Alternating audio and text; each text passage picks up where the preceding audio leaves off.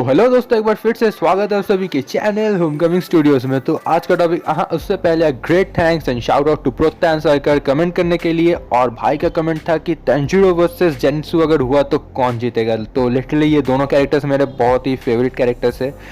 तो इनके ऊपर मतलब वर्सेस बैटल करना मुझे थोड़ा ख़राब लग रहा है, मतलब ख़राब उस तरफ से नहीं, मतलब दोनों काइंड ऑफ फ्रेंड्स है, ट्रैवलिंग कंपेनियन है, तो चलिए होता है। चलो, तो अगर इन दोनों में बैटल हुआ तो कौन जीतेगा वही हम डिस्कस करेंगे इस वीडियो में। तो चलिए जल्दी से वीडियो को स्टार्ट करते हैं।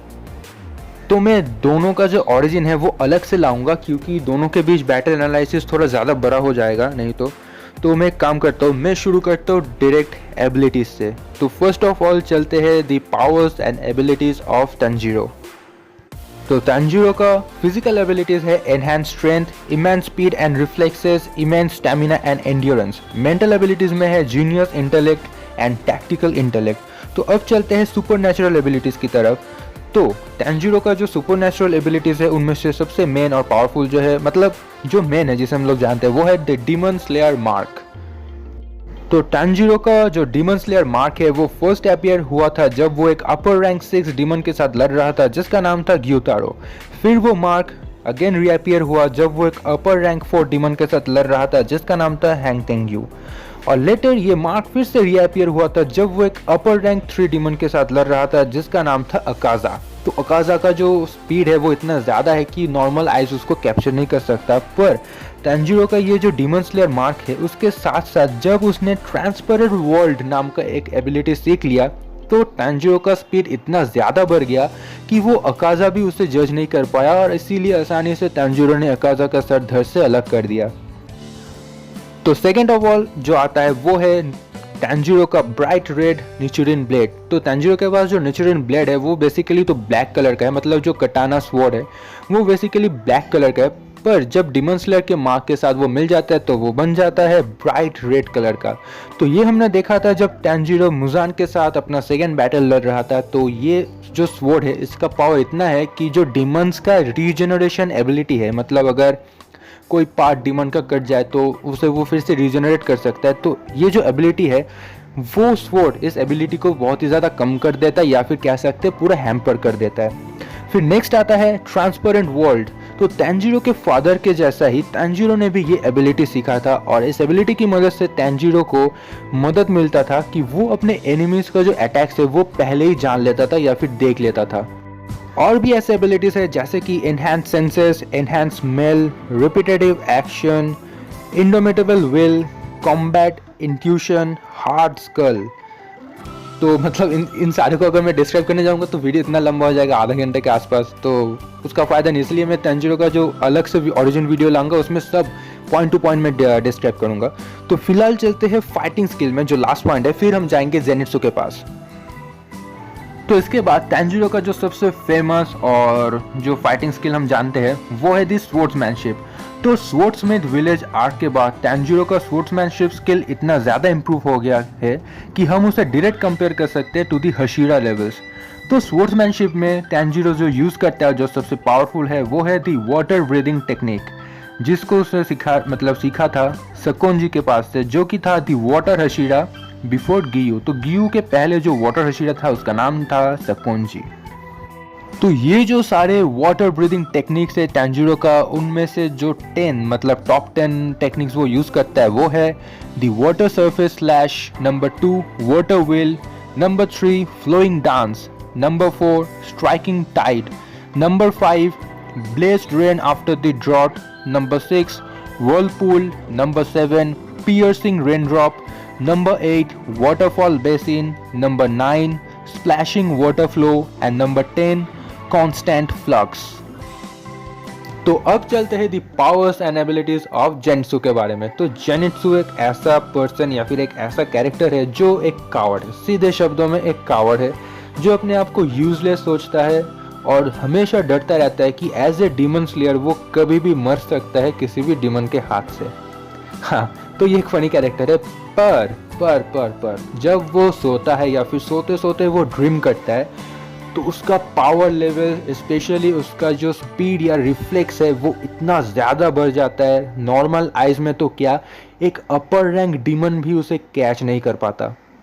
तो जेनिट्सु का जो एबिलिटीज वो है enhance strength, immense speed and reflexes, immense stamina and endurance. Mental abilities में है कीन इंटेलेक्ट एंड टैक्टिकल इंटेलेक्ट। फिर आते हैं हम सुपर नेचुरल एबिलिटीज में। तो सुपर नेचुरल एबिलिटीज में है enhance senses and enhance hearing.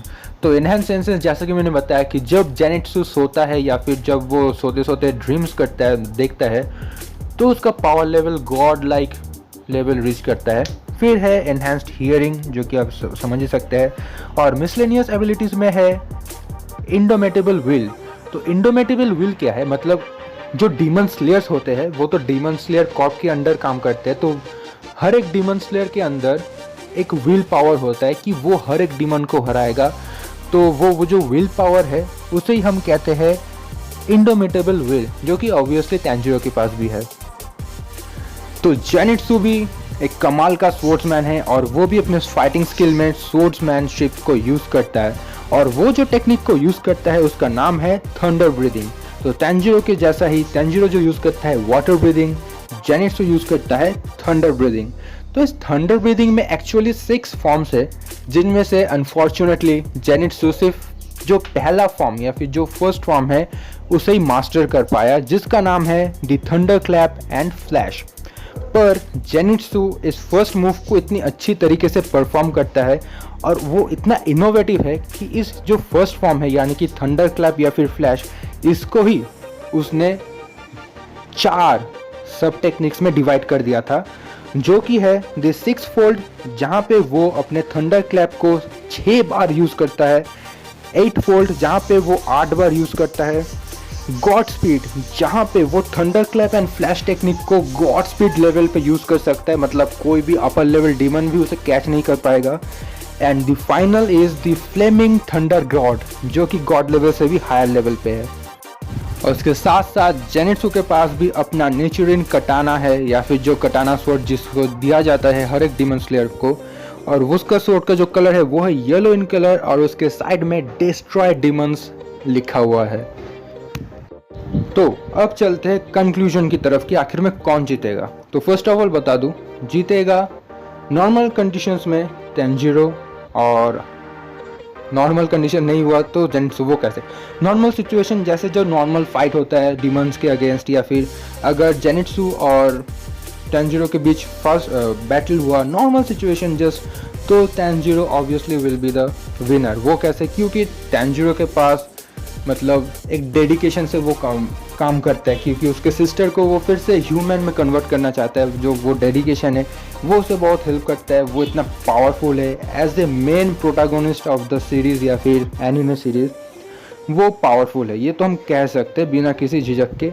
और वो जीतेगा ही, कैसे भी तरह के फाइट हो, Tanjiro will be the winner. But यहाँ पे एक पॉइंट जो मैं बताना चाहता हूँ वो है जेनिट्सु का थंडर क्लैप। तो थंडर क्लैप एक ऐसा टेक्निक है जो डीमन किंग भी समझ नहीं पाया, मतलब जो समझ पाया ऑब्वियसली, बट बहुत तकलीफ हुआ उसको समझने में। वो देख नहीं, मतलब हायर रैंक का डीमन भी जेनिट्सु का थंडर क्लैप को जज नहीं कर पाता, जहाँ पे टैंजिरो तो नहीं कर पाएगा एकदम भी।